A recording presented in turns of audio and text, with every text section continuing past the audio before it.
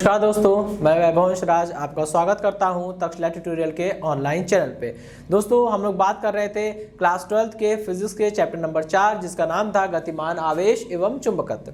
दोस्तों इसमें हम लोग लेक्चर 4.9 तक कंप्लीट कर चुके थे। आज हम लोग बात करेंगे लेक्चर 4.10 के बारे में। तो दोस्तों आज के सेशन का हमारा पहला टॉपिक है एक समान चुंबकीय क्षेत्र में स्थित आयताकार विद्युत धारा पाश पर कार्यरत बलाघूर्ण। ठीक है, अब इसका मतलब क्या है, पहले मतलब समझ लेते हैं कि इसका मतलब क्या हुआ, फिर हम लोग इस टॉपिक को पढ़ना स्टार्ट करेंगे। ओके, सबसे पहले देखिए दोस्तों, यहाँ मैंने दो फिगर बनाए, फिगर 1 और फिगर 2। फिगर 1 में मैंने क्या दिखाया हुआ है, एक समान चुंबकीय क्षेत्र लगा हुआ है, उस चुंबकीय क्षेत्र में एक पाश रखा है। पाश का मतलब होता है एक बंद आकृति। ठीक है, अगर मान लीजिए कोई भी एक सिंगल तार है, ठीक है, तो उसका पहला सिरा अलग है, दूसरा सिरा अलग है। अगर हम इन दोनों सिरों को आपस में लाके जोड़ देंगे, फिर चाहे जो भी आकृति बने उससे मतलब नहीं है, वो एक बंद आकृति बन गई तो उसे हम लोग पाश बोल सकते हैं। ठीक है, यहाँ क्या हो रहा है दोस्तों, एक आयताकार कुंडली है। ठीक है, इस आयताकार कुंडली में हम I धारा प्रवाहित कर रहे हैं। तो आपको पता है कि अगर चुंबकीय क्षेत्र में कोई तार रखा है और उस तार में अगर धारा प्रवाहित हो रही है तो उस तार पर एक चुंबकीय बल यानी एक लॉरेंज बल कार्य करेगा। उसका मान होता है IBL sin थीटा। ठीक, ओके, इसका हम लोग डेरिवेशन वगैरह देख चुके थे। अब हम लोग बात करेंगे कि पहले तो हम लोग ये एक्सप्लेन करेंगे, ये समझेंगे कि कैसे कैसे बल उत्पन्न हो रहे हैं। ठीक है, फिर यहाँ पे क्या होगा, अभी आगे हमको एक चीज देखने को मिलेगी कि आयताकार कुंडली की दो भुजाएं होंगी, दोनों समांतर भुजाओं पे बल जो लगेगा वो विपरीत दिशा में लगेगा, एक में अंदर की ओर इनवर्ड तो एक में बाहर की ओर यानी आउटवर्ड। ये दोनों बल परिमाण में बराबर, दिशा में विपरीत होंगे, इस कारण ये एक बल आघूर्ण का निर्माण करेंगे। उसी बल आघूर्ण का मान मुझे निकालना है, उसी को कैलकुलेट करना है, और ये सारा डेरिवेशन सारा कैलकुलेशन इसी बात पे बेस्ड है। ठीक है, देखिए तो फिगर 1 में साफ समझ में आ रहा है, यहाँ पे एक आयताकार कुंडली है, इस आयताकार कुंडली की लंबाई L है, चौड़ाई B है। लंबाई मतलब लेंथ यानी L, चौड़ाई मतलब ब्रेथ यानी B। ठीक है, इस आयताकार कुंडली का क्षेत्रफल निकालना हो तो क्या करेंगे, लंबाई इंटू चौड़ाई कर देंगे। ठीक है, चलिए भाई, अगर हमने यहाँ पे ये मान लिया है कि आयताकार कुंडली में धारा कितनी है, I है, तो देखिए अब यहाँ पे पहले वाले फिगर को देख के समझ में आ रहा है कि इसमें भुजा PQ और RS जो है वो क्षेत्र के लंबवत है। मतलब क्षेत्र ऐसे लगा है क्षैतिज, और PQ की बात कर रहे हैं या RS की बात कर रहे हैं, ये तार बिल्कुल ऐसे लंबवत है। ठीक है, चुंबकीय क्षेत्र ऐसे है और तार में धारा ऐसे नीचे की ओर डाउनवर्ड या अपवर्ड है।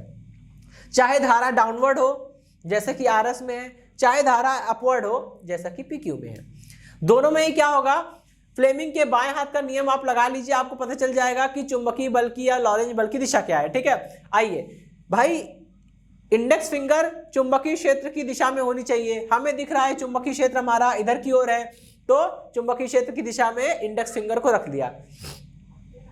हमारी मिडिल फिंगर करंट की डायरेक्शन में होनी चाहिए। अगर हम PQ पर फोर्स निकालना चाह रहे हैं, अगर आपको यह जानने की इच्छा है कि भुजा PQ पर, साइड PQ पर फोर्स किस डायरेक्शन में काम कर रहा है, तो मिडिल फिंगर को करंट की डायरेक्शन में रखना होगा। करंट P से Q की ओर है यानी अपवर्ड है, तो इंडेक्स फिंगर को अपवर्ड रखना पड़ेगा।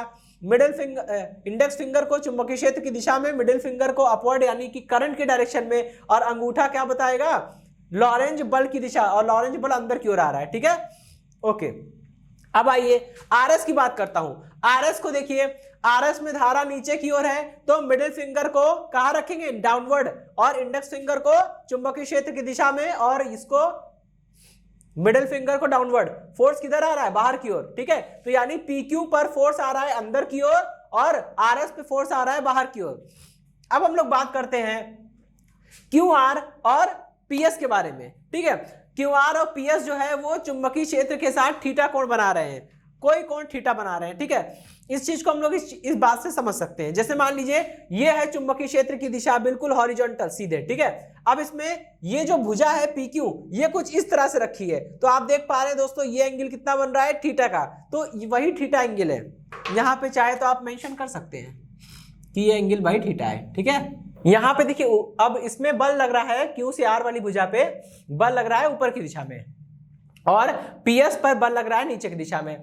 देखिए दोस्तों, QR पर लगने वाला बल और PS पर लगने वाला बल परिमाण में बराबर है, परंतु दिशा में विपरीत है, और दोनों बलों की क्रिया रेखाएं एक ही है। इसलिए भुजा QR पर लगने वाला बल जो ऊपर की ओर है और भुजा SP पर लगने वाला बल जो नीचे की ओर है, दोनों एक दूसरे को कैंसिल कर देंगे। और दोस्तों दोनों परिमाण में बराबर थे, इसलिए दोनों को मैंने F' माना हुआ है, ठीक।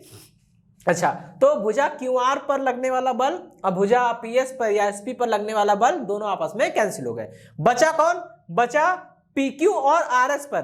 भाई PQ भुजा पर बल लग रहा है अंदर की ओर, RS भुजा पर बल लग रहा है बाहर की ओर। दोनों बल परिमाण में बराबर हैं, दिशा में विपरीत हैं। तो अगर दो बल परिमाण में बराबर हो जाएंगे, दिशा में विपरीत हो जाएंगे, तो वो कैंसिल हो जाएंगे। ऐसा कोई सही नहीं है, हमेशा सही नहीं है, ठीक है। कैंसिल होने के लिए एक और चीज चाहिए होती है, वो होती है कि दोनों बलों की क्रिया रेखाएं क्या होनी चाहिए? एक ही होनी चाहिए। जैसे कि यहां हो रहा था, देखिए QR और SP में। QR पे बल ऊपर की ओर था, SP पर बल नीचे की ओर था, दोनों एक ही क्रिया रेखा में थे। क्रिया रेखा का मतलब क्या होता है? क्रिया रेखा का मतलब होता है कि अगर जिस बिंदु पर बल लग रहा है उस बिंदु से एक ऐसी लाइन खींचिए जो बल की दिशा में या तो आगे की ओर हो या पीछे की ओर हो, ठीक है, जैसे आप देख सकते होंगे, ठीक है। अभी मैं बताता हूं, ठीक। तो F' ये दोनों तो कैंसिल हो गए, बचा कौन? आयताकार कुंडली की भुजा PQ और RS पे लगने वाला बल जो है वही दोनों मिलके क्या करेंगे? एक बलाघूर्ण का निर्माण करेंगे। क्योंकि बल अगर बराबर है, परिमाण में बराबर, दिशा में विपरीत है और दोनों की क्रिया रेखाएं अलग अलग है, तो वो मिलके एक बलाघूर्ण का निर्माण करती है। बलाघूर्ण क्या है वो मैं समझा ही चुका हूं, ठीक है, 11वीं क्लास में आपने पढ़ा भी होगा। कहते हैं अगर किसी वस्तु पे आप बल लगाइए, जैसे मान लीजिए अगर आपको किसी बोतल का ढक्कन खोलना है तो आप उसको ट्विस्ट करेंगे तो आप अपनी एक अंगूठे से और एक उंगली से उस पर टॉर्क लगाते हैं, तभी वो घूमता है, ठीक है। दरवाजा को खोलने के लिए हम टॉर्क लगाते हैं। ये सारे एग्जाम्पल है, ठीक है। ओके, अब देखिए, तो यहां पे दो बल हैं, ये दोनों मिलकर बलयुग्म आघूर्ण का निर्माण करेंगे। मुझे इसी का मान निकालना है, ठीक। ओके, अब देखिए फिगर 2 में हमने भुजा QR के टॉप व्यू को दिखाया। अगर आप इसे ऊपर से देखेंगे तो कुछ इस तरह से दिखेगा, ठीक है। इसमें ये करंट की डायरेक्शन है, यहाँ डॉट बना है, मतलब यहाँ से करंट अंदर से बाहर की ओर निकल रही होगी, और फिर यहाँ क्रॉस बना है, यहाँ बाहर से अंदर की ओर जा रही होगी। जब आप ऊपर से टॉप व्यू देखेंगे, ऊपर से देखेंगे तो आपको दिख रहा होगा यहाँ से करंट ऊपर की ओर निकली, फिर यहाँ अंदर की ओर गई, तो इसलिए यहाँ डॉट यहाँ क्रॉस, ठीक है। अच्छा, अब इतनी बात समझ में आ गई। ओके, अब हम लोग इसे कैलकुलेट करते हैं। आयताकार कुंडली या पाश पर कार्यरत बलयुग्म आघूर्ण, ठीक है। अब इसका मान मुझे निकालना है, तो टाउ इज इक्वल टू कितना हो जाएगा? Tau is equal to, formula होता है दोस्तों कि अगर दो बल मिलके बल आघूर्ण का निर्माण कर रहे हैं तो हमें क्या करना होगा? हमें उसके लिए दोनों बल परिमाण में बराबर है तो कोई भी एक बल ले लीजिए, इनटू दोनों बलों के क्रिया रेखा के बीच की न्यूनतम दूरी, ठीक है। अब समझ लेते हैं यहाँ पे क्रिया रेखा क्या है। जैसे देखिए Q पर PQ भुजा पे अंदर की ओर फोर्स लग रहा है, ठीक है। जब आप उसे टॉप व्यू देखेंगे, ऊपर से देखेंगे तो ये बल ऊपर की ओर जाता हुआ दिख रहा होगा, और भुजा RS पे जो बल लग रहा है वो बाहर की ओर है, ऊपर से देखेंगे तो आपको नीचे की ओर आता दिखेगा, ठीक है। अच्छा, अब देखिए हमने क्या किया? बिंदु Q से भुजा शीर्ष Q से क्या किया? हमने एक लाइन खींची, एक लाइन ऐसी खींची जो बल की दिशा में है, ठीक है। बल जस्ट ठीक वर्टिकली अपवर्ड है, तो हमने यहां से एक लाइन खींच दिया नीचे की ओर, या आप इसी लाइन को आप ऊपर की ओर बढ़ा देंगे तो आपको बल की क्रिया रेखा मिल जाएगी, ठीक है। सेम यही काम हमने किया है। शीर्ष R पर बल की दिशा में एक लाइन खींची है पीछे की ओर, अगर आप चाहो तो उसे और नीचे की ओर खींच लीजिए, ये बल की क्रिया रेखा मिल जाएगी। यानी ये वाले बल की क्रिया रेखा ये है और इस वाले बल की क्रिया रेखा ये है, ठीक है। किसी पिंड के किसी बिंदु पर जिस पर बल लग रहा है, उस बिंदु से अगर हम बल की दिशा में एक रेखा खींचते हैं तो उसी को हम लोग बोलते हैं बल की क्रिया रेखा, ठीक है। अब देखिए दोस्तों, अगर ये कोण थीटा है और ये वाली भुजा QR का मान कितना है? भुजा QR का मान है B, ठीक है। अगर ये भुजा B है तो कोण के सामने वाली भुजा होती है लंब। मुझे लंब का मान निकालना है, इसे हमने मान लीजिए O मान लिया, ठीक है। तो इसका मान अभी हम निकालेंगे, खैर इसमें हम साइन लगा लेंगे, मिल जाएगा, ठीक। चलिए अब लिखेंगे, फॉर्मूला लिखते हैं पहले। बल इंटू दोनों बलों की क्रिया रेखा के बीच की न्यूनतम दूरी, ठीक है। टाउ इज इक्वल टू बल, भाई बल कितना लग रहा है? भुजा पर बल निकालना है तो प्रत्येक भुजा पर लगने वाला बल कितना होगा? I/B/L और साइन थीटा होता है। लेकिन अगर हम भुजा PQ या RS की बात करते हैं तो भुजा PQ और RS दोनों ही क्षेत्र के लंबवत रखी हैं, तो यहाँ पे साइन थीटा, यानी कि यहाँ पे हम लिख सकते हैं साइन 90, ठीक है, ओके। इनटू में भाई दोनों बलों के बीच की दूरी कितनी है, क्रिया रेखा के बीच की दूरी ये हो जाएगी RO। अब मुझे RO निकालना है, ठीक है। सबसे पहले इसको हम यहाँ पे थोड़ा सा इसको सॉल्व कर सकते हैं और ये बन जाएगा I into B into L, ये तो 1 हो गया sin 90, ठीक है, इंटू में RO, इक्वेशन नंबर 1। अब क्या करेंगे, ये त्रिभुज ले लीजिए OQR में लगाइए जरा साइन थीटा भाई, sine theta is equal to कितना होता है, लंब बटे कर्ण। तो लंब मतलब कोण के सामने वाली भुजा होती है लंब का मान यानी कि OR अपॉन में कर्ण मतलब ये वाली भुजा सबसे लंबी भुजा, ठीक है, QR। अब इसको जरा सॉल्व करिए, OR is equal to QR multiplied by sine theta, ठीक है। और दोस्तों QR कितना है, QR जो है ये QR मतलब यहां से लेके यहां तक की दूरी, ये तो चौड़ाई हो गई कुंडली की, तो ये B हो जाएगा, ये हो जाएगा B साइन थीटा, यही B साइन थीटा यहां पे लिखा हुआ है, ठीक है, इक्वेशन नंबर 2। अब RO का मान या OR का मान समीकरण 1 में रख देंगे, ठीक है। रखिए जरा, कितना हो जाएगा, ये हो जाएगा टाउ इज इक्वल टू, ये हो गया I इंटू कैपिटल B, और यहाँ पे L होता है तार की भुजा की लंबाई। जब हमने PQ या RS भुजा पे बल निकाला था तो PQ या RS भुजा की लंबाई कितनी है, स्मॉल l है, तो यहाँ पे हम स्मॉल l लेंगे, तो ये हो गया small l IB into small l, ठीक है, इंटू में RO की जगह है B साइन थीटा। जरा इसको हम लोग थोड़ा सा एडजस्ट कर लेते हैं, तो टाउ इज इक्वल टू कितना हो जाएगा, I अलग हो गया, कैपिटल B अलग हो गया, स्मॉल l और स्मॉल b को एक साथ लिख लेते हैं, ठीक है, इनटू में हो गया साइन थीटा। अब देखिए स्मॉल l क्या है, आयताकार कुंडली की लंबाई, स्मॉल b क्या है, आयताकार कुंडली की चौड़ाई।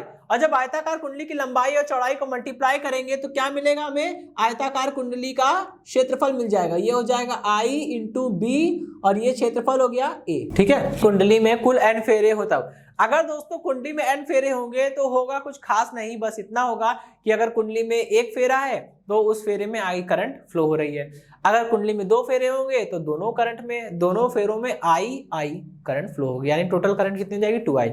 इसी तरह से 3 फेरे होंगे तो तीनों फेरों में करंट I होगी, तो I प्लस I यानी 3I हो जाएगी। अगर इसी प्रकार अगर कुंडली में कुल n फेरे होंगे तो उस पूरे आयताकार पाश में अगर n फेरे हैं तो पूरे आयताकार पाश में कुल धारा कितनी हो जाएगी, NI। तो करना कुछ नहीं पड़ेगा, यदि कुंडली में कुल n फेरे हैं तब क्या करना होगा, कैपिटल I को रिप्लेस कर देंगे NI से। यहां दोस्तों ये रिप्लेस का साइन होता है, ठीक है, एरो बना के लिख रहा हूं, रिप्लेस का साइन है, मतलब I को हटा के उसकी जगह NI लिख देंगे, ठीक है। अब आइए इसको समीकरण नंबर 3 बोल दे रहे हैं, और अब समीकरण 3 को लेके हम लोग आगे चलेंगे, ठीक है।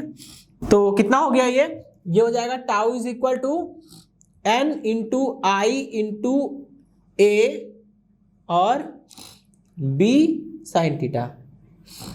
अब देखिए दोस्तों n into I into A, वैसे तो I इंटू A क्या बन जाता है,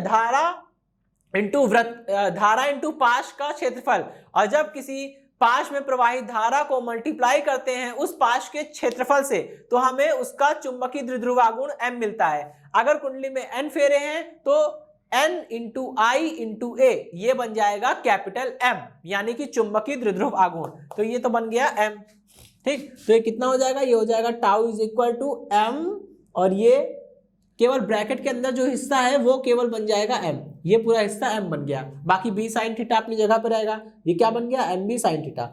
अब दोस्तों आप जान रहे होंगे कि आपने 11वीं क्लास में पढ़ा भी है, टाउ क्या है, बल आघूर्ण है। तो बल आघूर्ण तो एक सदिश राशि होती है, जब बल आघूर्ण एक सदिश राशि है, और इधर आइए M क्या है, चुंबकीय द्विध्रुवागुण, ये भी एक सदिश राशि है, B क्या है, चुंबकीय क्षेत्र, ये भी एक सदिश राशि है। जब left hand side right hand side दोनों तरफ वेक्टर्स हैं तो उसको हम लोग सदिश रूप में लिख सकते हैं। खैर इसको हम यहां तो इसको समीकरण नंबर 4 बोल लेंगे, ठीक है, ओके।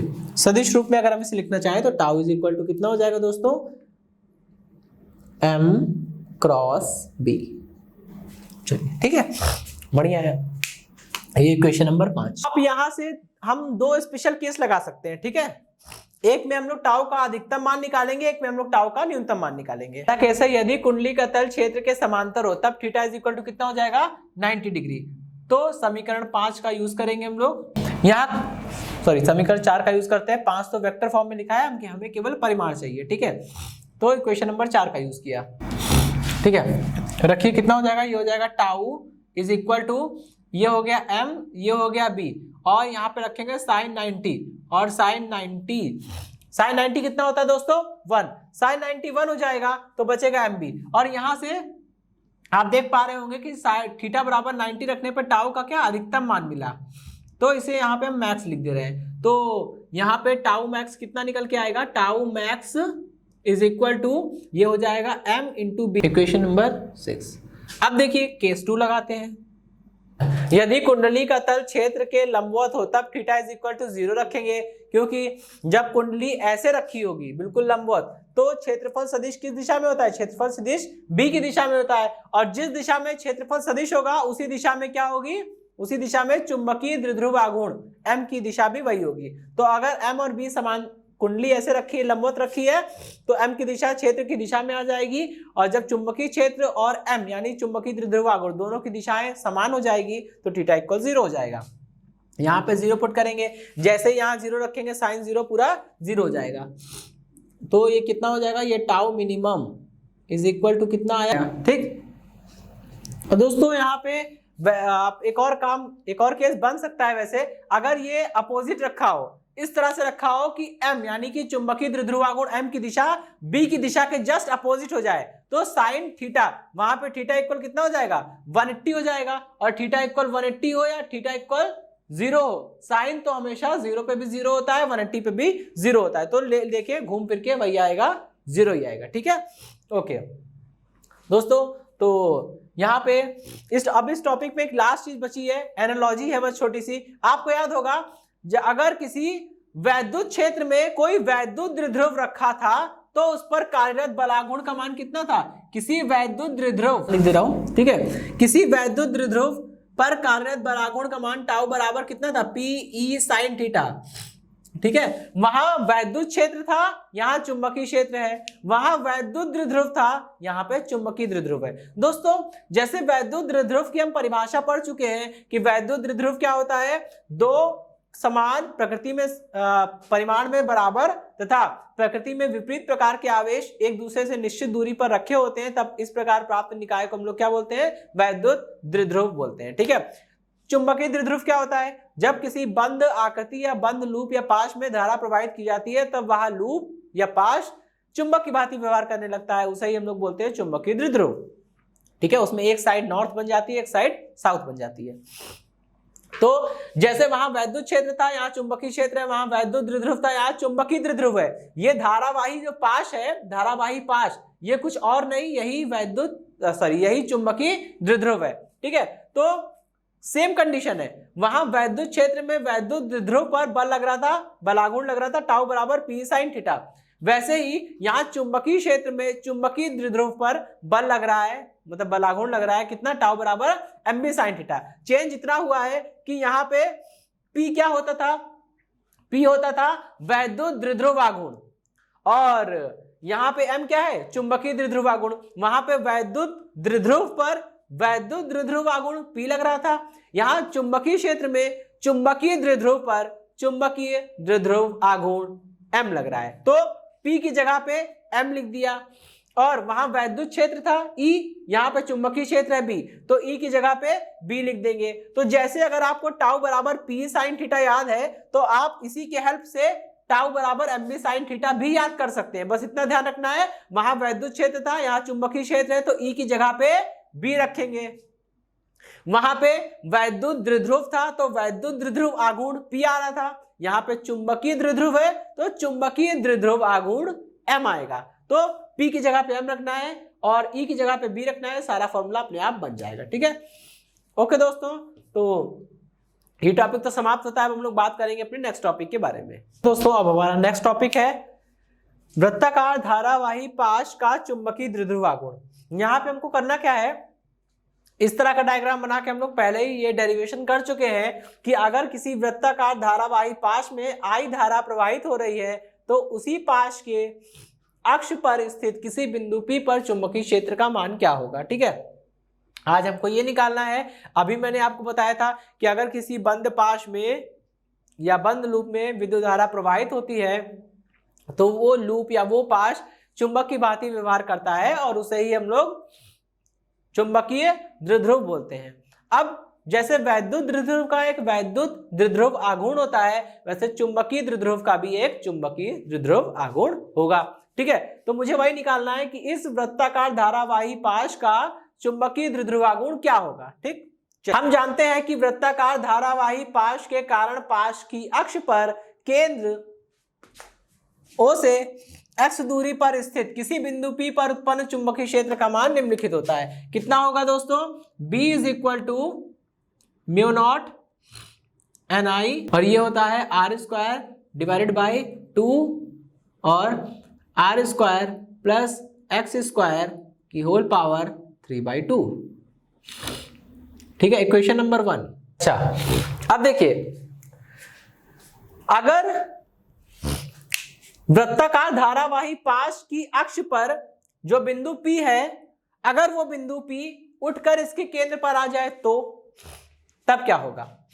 अगर वृत्ताकार धारावाही पाश की अक्ष पर जो बिंदु है P, वो बिंदु P उठकर कहां पे आ जाए? इसकी अक्ष पर आ जाए, सॉरी इसके केंद्र पर आ जाए, तो क्या होगा?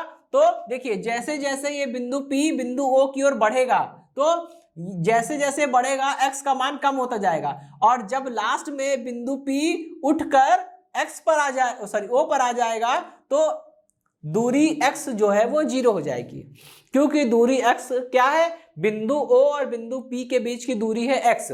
ठीक है, अगर बिंदु P जो है वो बिंदु O पर आ जाएगा तो दोनों के बीच की दूरी 0 हो जाएगी, वही तो x है, इसका मतलब x 0 हो जाएगा।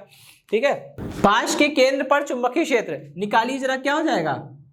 यहाँ पे पाश के केंद्र की जब बात करेंगे तो केंद्र पर चुंबकीय क्षेत्र निकाल रहे हैं, मतलब x बराबर 0 रखना पड़ेगा। यहाँ पे जैसे ही आप x बराबर 0 रखेंगे, देखिए होगा क्या, यहाँ पे रखा 0। ठीक है, तो r स्क्वायर प्लस 0 मतलब r स्क्वायर होगा। अब r स्क्वायर की पावर 3/2 है, ये है r स्क्वायर, इसकी पावर है 3/2। ठीक है, कितना हो जाएगा? ये हो जाएगा r की पावर, देखिए पावर की पावर मल्टीप्लाई हो जाती है तो 2 का मल्टीप्लाई हो जाएगा 3/2 से, और कितना आएगा? ये आएगा r क्यूब। ठीक है, नीचे बचेगा r क्यूब, ऊपर बचेगा r स्क्वायर, एक r से एक r कट भी जाएगा तो कितना आएगा? ये आ जाएगा म्यू नॉट n इंटू आई और अपॉन में 2r, इक्वेशन नंबर 2। ठीक है, अब हमें क्या निकालना है? इस वृत्ताकार धारावाही पाश का चुंबकीय द्विध्रुवाघूर्ण। तो इसका चुंबकीय द्विध्रुवाघूर्ण निकालने के लिए हमें करना क्या पड़ेगा? I को मल्टीप्लाई करना है इसके क्षेत्रफल से। ठीक है, धारा को मल्टीप्लाई करना होगा क्षेत्रफल से। तो चलिए अब उसी बारे में बात करते हैं। ठीक है, यहां से अब हमें I का मान अगर हम निकाल लें तो, नहीं चलिए ठीक है, ये B है ना। अब क्या करेंगे? दोनों तरफ मल्टीप्लाई कर दीजिए, दोनों तरफ पाई r स्क्वायर से मल्टीप्लाई कर दिया, पाई r स्क्वायर इंटू B, या इसको हम लोग ऐसे भी लिख सकते हैं कि B is equal to mu naught NI upon में 2r, और मल्टीप्लाई किससे होगा? मल्टीप्लाई होगा पाई r स्क्वायर से और डिवाइड भी होगा पाई r स्क्वायर से। ठीक है, अच्छा अब आइए, B इज इक्वल टू, इसको जरा पेयर बनाने की कोशिश करिए। ठीक, म्यू नॉट N इंटू आई और मल्टीप्लाई में आ गया पाई r स्क्वायर डिवाइडेड बाई, देखिए यदि x का मान r की तुलना में बहुत ज्यादा हो तब x स्क्वायर का मान r स्क्वायर की तुलना में और ज्यादा होगा, अतः r स्क्वायर को नगण्य माना जा सकता है। अब देखिए, अगर हम r स्क्वायर को नगण्य मान लेंगे तो यहाँ पे r स्क्वायर खत्म हो जाएगा, वही बात आ गई कि x स्क्वायर की होल पावर हो जाएगी दोस्तों 3/2, इसका मल्टीप्लाई करिए, x स्क्वायर पावर की पावर मल्टीप्लाई होती है और ये कितना आ जाएगा? ये आ जाएगा x क्यूब, और ये बन गया x क्यूब। तो b इज इक्वल टू कितना हो जाएगा? Mu naught NI r square upon में 2x क्यूब। ठीक है, ये क्वेश्चन नंबर 2 हो गई। अब इसमें क्या करेंगे हम लोग? थोड़ा सा एडजस्टमेंट करेंगे, जैसे म्यू नॉट NI और यहां हमने पाई से मल्टीप्लाई कर दिया। ठीक है, ऊपर पाई से मल्टीप्लाई किया है तो नीचे भी पाई से मल्टीप्लाई कर देंगे, तो ये होगा 2 पाई x क्यूब। ठीक है, देखिए क्या बन जाएगा, ये बन गया B is equal to naught, और ये क्या हो गया, ब्रैकेट में लिख दे रहे हैं n इंटू आई इंटू, देखिए पाई आर स्क्वायर, अगर वृत्ताकार पाश की त्रिज्या r है तो पाई आर स्क्वायर क्या हो जाएगा, उस वृत्ताकार पाश का क्षेत्रफल हो जाएगा, और क्षेत्रफल को मैं a से लिख दे रहा हूं, ठीक है। तो म्यू नॉट एन आई अपनी जगह पे लिखे हुए हैं और पाई आर स्क्वायर की जगह मैंने a लिख दिया, ठीक है। बचा क्या, अपॉन में आइए, अपॉन में ये हो जाएगा 2 पाई, और इधर एक्स क्यूब को मैंने अलग सेपरेट कर लिया, ठीक है। अब देखिए n इंटू आई इंटू ए, अगर हम थोड़ी देर के लिए n को भूल जाते हैं तो i इंटू ए करने पे क्या मिलता है, चुंबकीय द्विध्रुव आघूर्ण m मिलता है। अगर कुंडली में n फेरे होंगे तो कितना हो जाएगा, n आई आ जाएगा। तो b इज इक्वल टू, यहां रिजल्ट तो निकल आया है, ठीक है, लेकिन अभी हमें म्यू नॉट अपॉन 4 पाई ऐसे याद करने की आदत है। अगर इस फॉर्मूले में म्यू नॉट अपॉन 2 पाई रह जाएगा तो हो सकता है हमें याद करने में थोड़ी कंफ्यूजन हो और हम गलत फॉर्मूला लिख दें, ठीक है। तो इसके लिए हम क्या करेंगे, इसके लिए हम थोड़ा सा यहाँ पे एडजस्टमेंट कर लेते हैं। इसी फॉर्मूले को हम लोग ऐसे लिख सकते हैं कि b is equal to mu naught upon में 4 पाई, ठीक है, इंटू 2m अपॉन में एक्स क्यूब, ठीक है। आपको याद आ रहा होगा दोस्तों कि ये फॉर्मूला क्या है, किसी चुंबकीय द्विध्रुव के कारण उत्पन्न चुंबकीय क्षेत्र, ठीक है।